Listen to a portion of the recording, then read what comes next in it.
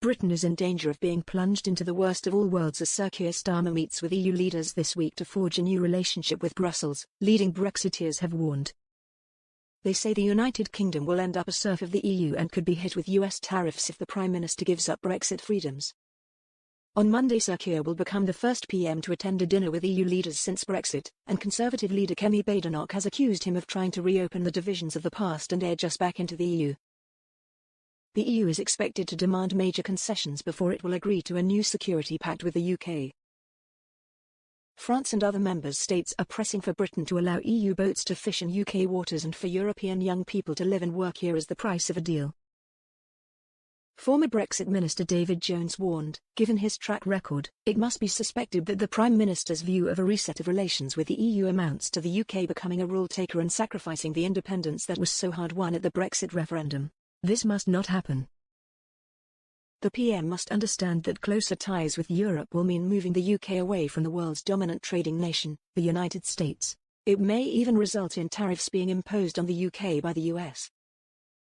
We are therefore in danger of the worst of all worlds, both becoming a serf of the EU and distancing ourselves from our most important commercial and strategic partner.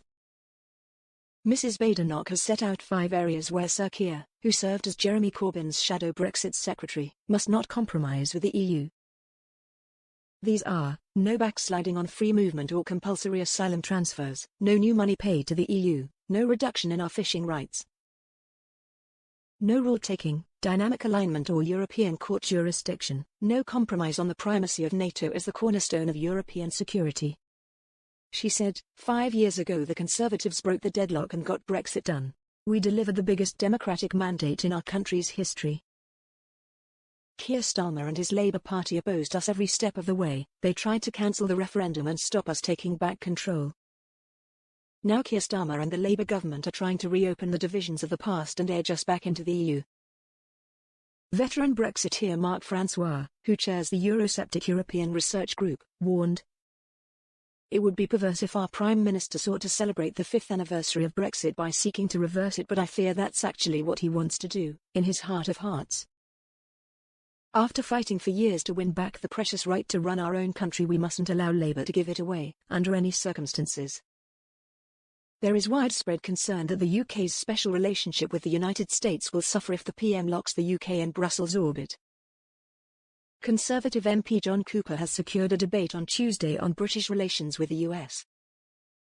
He said, "There is no closer ally for Britain than the US, whether on trade, defence or security. The special relationship has a material benefit for people's everyday lives here in the UK. Labour needs to treat the relationship with the absolute seriousness it deserves, and we'll be probing their intentions in this debate." Former Conservative Party Chairman Richard Holden made the case for a historic transatlantic trade deal, saying, "Increased trade with the US could add billions to the economy, raise wages and undo some of the damage caused by Labour's economic mismanagement. It could also be the silver bullet to growth Starmer is allegedly looking for. Instead, he is dithering and delaying while we all get poorer." Sir Keir's drive to reset relations with the EU comes as President Trump has vowed he will absolutely hit the block with tariffs, claiming it has treated the US terribly. British officials are reportedly trying to fend off tariffs against the UK by pointing to American data showing the US has a trade surplus with Britain. Julian Jessop of the Institute of Economic Affairs said the UK should focus on the many opportunities created by Brexit and pursue new trade deals with the US and India. However, he argued Britain should not reject options that would be in the best interests of the UK just because they might benefit the EU too, saying it should be open to mutual recognition of professional and veterinary standards and a limited youth mobility scheme. Gerald Lyons of the Centre for Policy Studies insisted the EU is not the answer to Britain's growth challenge, and said it is vital the UK has the confidence to stand its ground and does not rejoin the single market or customs union. Maxwell Marlowe of the Adam Smith Institute urged Sir Keir to torch EU-era regulations which are still on Britain's statute books, saying, "Britain cannot truly thrive until legacy EU red tape is slashed, taxes are lowered, and we utilise our Brexit freedoms to outpace a shrinking Europe." A Labour spokeswoman hit back at Mrs. Badenoch's claims the Prime Minister is trying to edge Britain back into the EU. She said it was yet more hypocrisy from Kemi Badenoch and the Conservatives who had 8 years to make a success of Brexit but failed. she added, after running an open border experiment that resulted in record high net migration. The Conservatives completely botched the job on Brexit, a record so bad that Kemi Badenoch herself publicly criticised Conservatives' mistakes on Brexit in her first speech as leader. The Labour government is fully committed to making Brexit work for the British people by resetting the relationship with Europe to deliver growth and security for the UK, as we deliver on our plan for change. Here is a summary of internet users' reactions. Perhaps the PM is playing the EU against the USA, as both of them have strong economic, military, and strategic reasons to want Britain in their corner. If Donald Trump wants to apply huge tariffs, we buy more of everything from the EU. If the EU wants to make life more difficult for Brits, we move closer to the USA. Though playing the EU against the USA could be considered to be walking a tightrope if the EU and USA do a nice lucrative economic deal between themselves, we might end up getting nobbled by both the EU and the USA. Though, in general, overall, since the EU is our neighbour, and we have had a long historical trading relationship, it makes sense to strengthen our economic ties. Donald Trump may be here today, gone tomorrow. I have done some modelling on what 25% tariffs announced for Canada and Mexico mean for the US. Why does he pick a fight with his allies? If the tariffs include fossil fuels, they add 1.2% to 1.5% to US inflation. If fossil fuels are excluded, it's around 0.7% to 1%.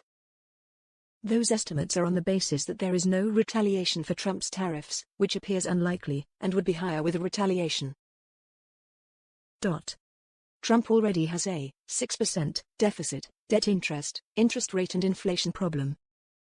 Around 20 to 25% of US crude oil consumption originates from Canadian exports. Canada currently sells oil to the US at a discount.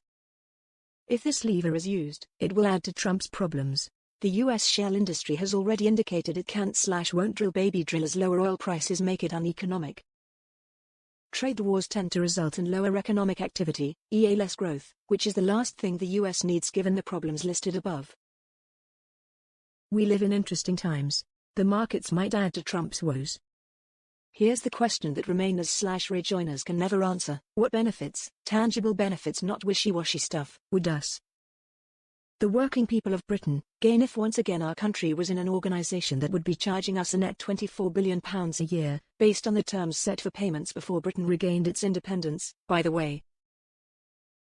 The building maintenance backlog in the NHS is £9 billion, the pothole backlog £16 billion, but of course Remainers/Rejoiners would much rather we gave our money to the EU than invest it here in Britain. Just to repeat, that is a net figure, for the privilege of being abused, exploited and treated with contempt? To work with rules set against us? To have a perfect excuse for an elite who see their job as being not so much to manage Britain's decline, to quote the head of the civil service in 1973, to making sure it happens? Come on Remainers/Rejoiners, say something meaningful rather than constantly living in the past. More than 150 nations in the world manage to live without being part of an artificially created empire. Why can you not see that the world's 6th biggest economy, 12th biggest manufacturer, the 4th biggest exporter, is more than able to stand on its own 2 feet, to make its decisions, to work independently with 150 or more nations? We're all waiting.